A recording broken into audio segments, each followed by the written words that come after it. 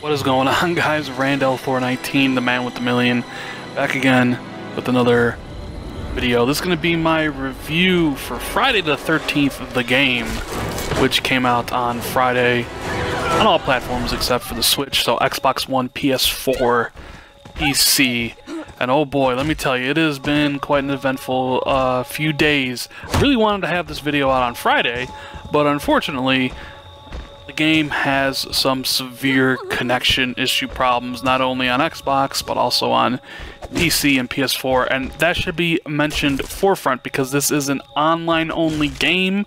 The DLC that is going to feature the single player is not available yet, so you need to be online to play this game, and you actually kind of need friends to play it as well, because on Xbox, at least, the quick match option, which matches you up with different people, just flat out doesn't work.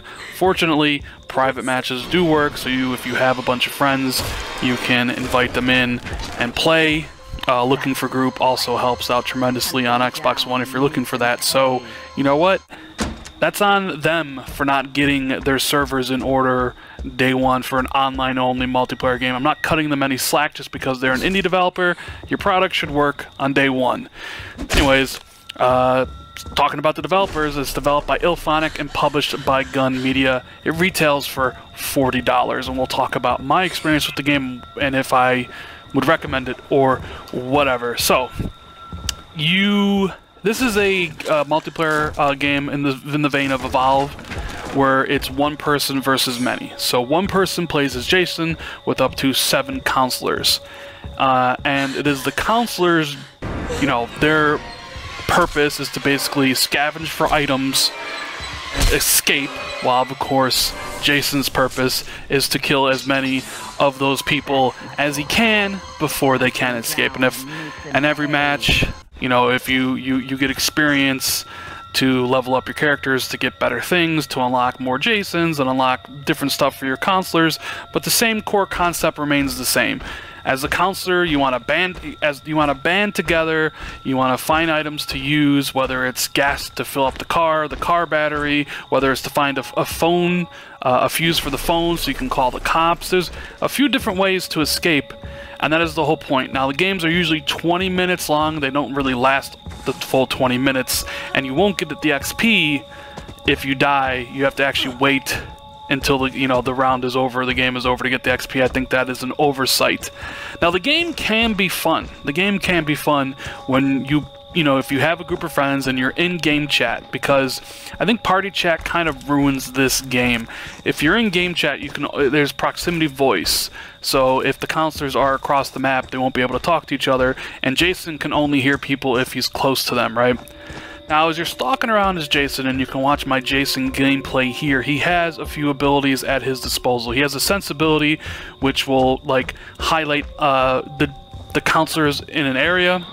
If they're in a building, the building will appear red, and he'll know that enemies are there. He has an axe he wields, or a different weapon, depending on the different Jason. He can use with right trigger to kill people, or he can grab them with left trigger to do a variety of contextual kills and stuff like that. Some of the other abilities he has is he can morph to a different location on the map, especially if you killed all the counselors in that area. The maps are quite large, so he can teleport himself there.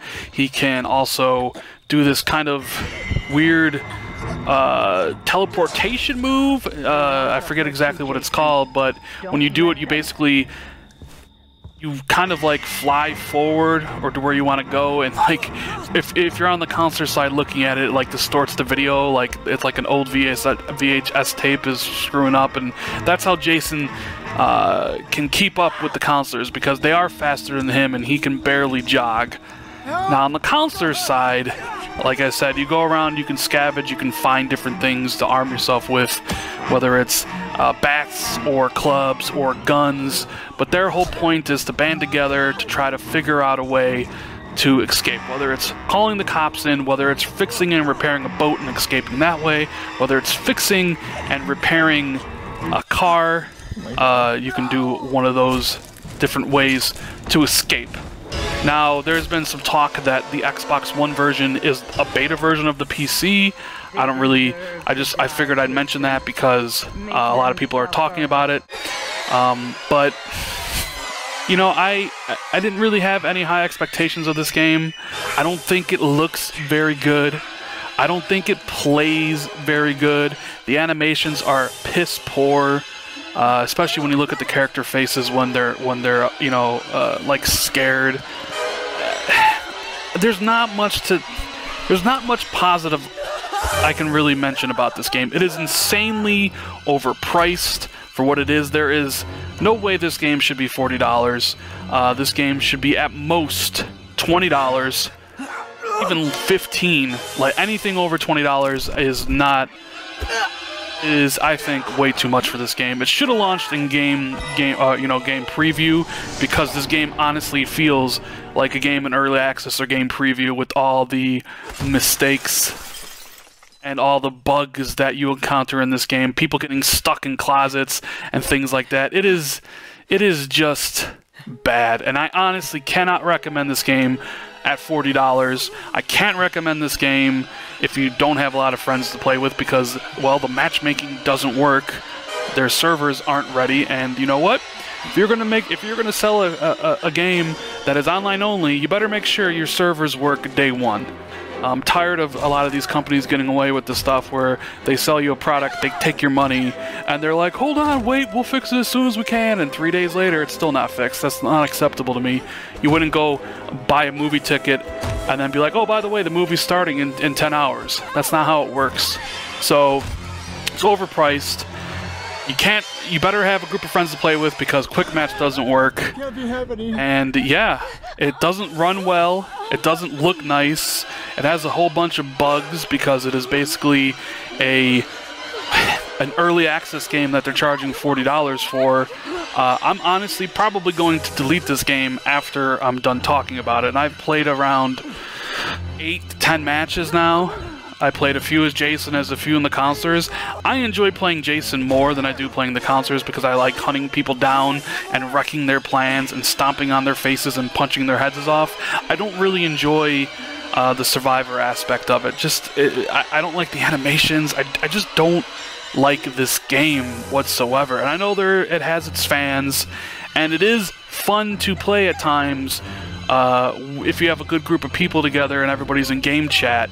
But I'm not sure how long that can last, because this game has a point where it's just going to stop being fun. It's the same thing over and over again, especially multiplayer-wise. So no, I honestly can't recommend it, not for $40. I think it is too overpriced. There are better games out there that are, you know, worth your time and your money. Avoid this game until they fix the servers and everything works properly, and until it is about $20 to $15. Then, and only then, will the game be, you know, only then will I be able to recommend this game. Until then, skip it. Don't even bother. And that's my review. I'm gonna give it a 4 out of 10. Hope you guys enjoyed the review of Friday the 13th, the game. If you did, hit that like button. Consider subscribing for more content. I will see everybody later.